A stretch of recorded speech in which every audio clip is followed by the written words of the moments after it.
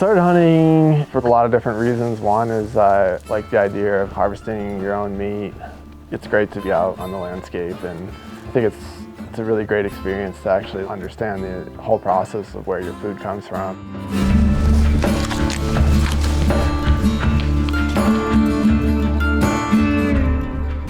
My name's Cody Wallace. I'm working on a master's right now in wildlife biology. That I wanted to find a place where I could make a real impact. Really come to love pronghorn and how much there is to learn about them.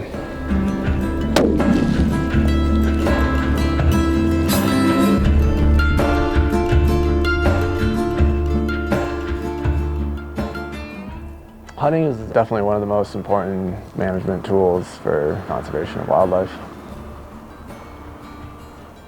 The wildlife belongs to the people. We manage wildlife in the public trust for the state of Wyoming. My name is Lee Knox. I'm a wildlife biologist for the Wyoming Game and Fish out of Laramie. I think it's a success story when you're able to allow hunting opportunities, because it means that you have a robust population.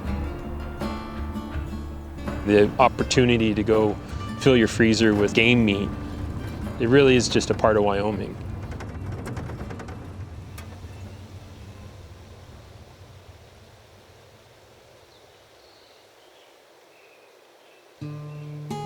There's a lot of renewed interest in wind energy in Shirley Basin.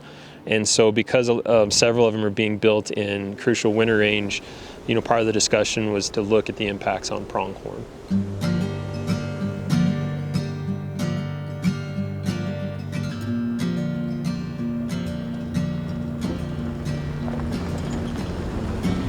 The collaboration with universities is just a great way to make sure large-scale projects like this occur. It's impossible without working with university.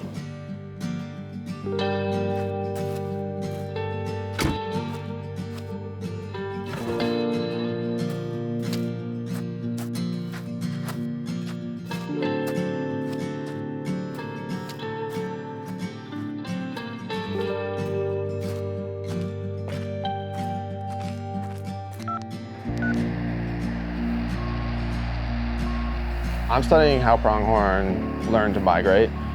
The first part of my research is trying to understand if pronghorn are using memory to recreate their migration each year.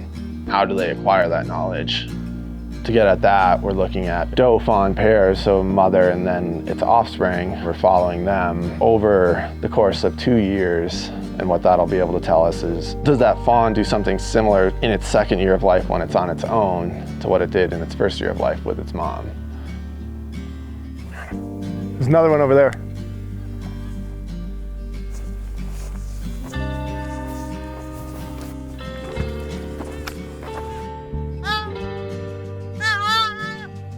We typically try to capture fawns immediately after birth. They get really fast, really quick, so you've kind of got like a 4-day window after they're born where you can capture them by hand. So first thing we do is weigh it. If they're under 3.1 kilograms, we have to put a different type of collar on them. 5.4 with the bag. Then we put a collar on it. We take a hair sample. We'll do a few morphological measurements. Take a couple pictures and then let it go.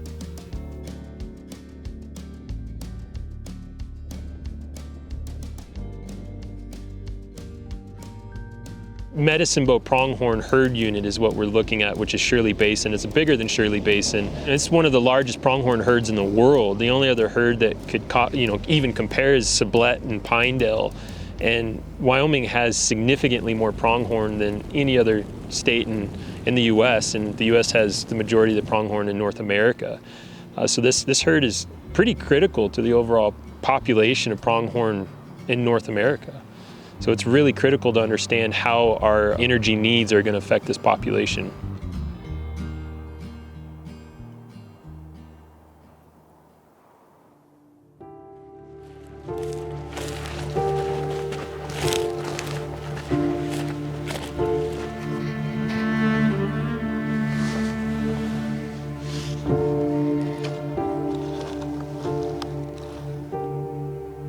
Today's October 1st, and we came out to check on this mortality and found this doe. Looks like she got caught up in this fence. There's a lot of different challenges that pronghorn face in the Shirley Basin, roads and habitat degradation and just all sorts of different stuff, and fences is another obstacle that, can negatively influence their movement and, in cases like this, actually be the direct cause of mortality. Pronghorn need fluidity on the landscape. They migrate, but they're also just nomadic. They don't carry a lot of body fat on them. They move, and when you see them from the air, especially in the winter, they run like schools of fish in how they move on the landscape and stay tight together. And if it snows, they move. If it gets dry, they need to move.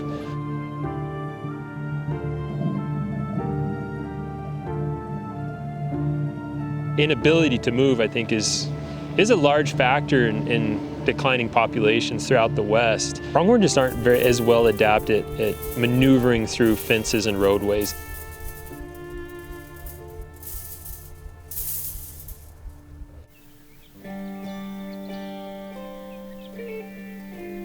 Private landowners are critical to population management. There's really good landowners in this area that still really care about the habitat and what's going on. Conservation is at the center of the work we do at Pathfinder Ranches. We can manage with conservation in mind because conservation not only provides the end result of financial benefit, but also ecological benefit. And we know a ranch with hunting, with fishing, with resources of abundant wildlife, whether you're into bird watching or whatever feature, if we have a good ecosystem through the conservation work we do, that provides a base value for us. Pathfinder Ranches, we've done a number of things to specifically benefit pronghorn antelope. We built wildlife migration gates. We have 437 miles of fence. What we try to do is enhance those and make sure every pasture has an entrance, has an exit for pronghorn specifically. I picture myself, 70-year-old man, driving my truck, coming back to see how we helped kickstart nature back into its natural procession. And that takes time, but more than time, it takes that initial action to start, and that's to me what conservation is.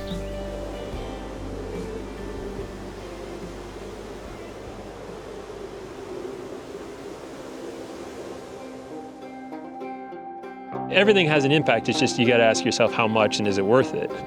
The park where your kids play soccer used to be habitat. Your house used to be habitat. You've pretty much well dispersed the wildlife from where you now exist. We're lucky in Wyoming. I don't know how many generations it'll last, but we don't have a whole lot of people. And because we have such a small population that you can't help but be connected to the environment and wildlife. As we're seeing globally migrations decline, understanding how these migrations are maintained throughout generations is really important, because if animals have to learn their migration pattern from their mom, it could place a higher conservation value on preserving migrations that we already have. To relearn a migration could be really difficult if there's no animals left in that population that have that knowledge.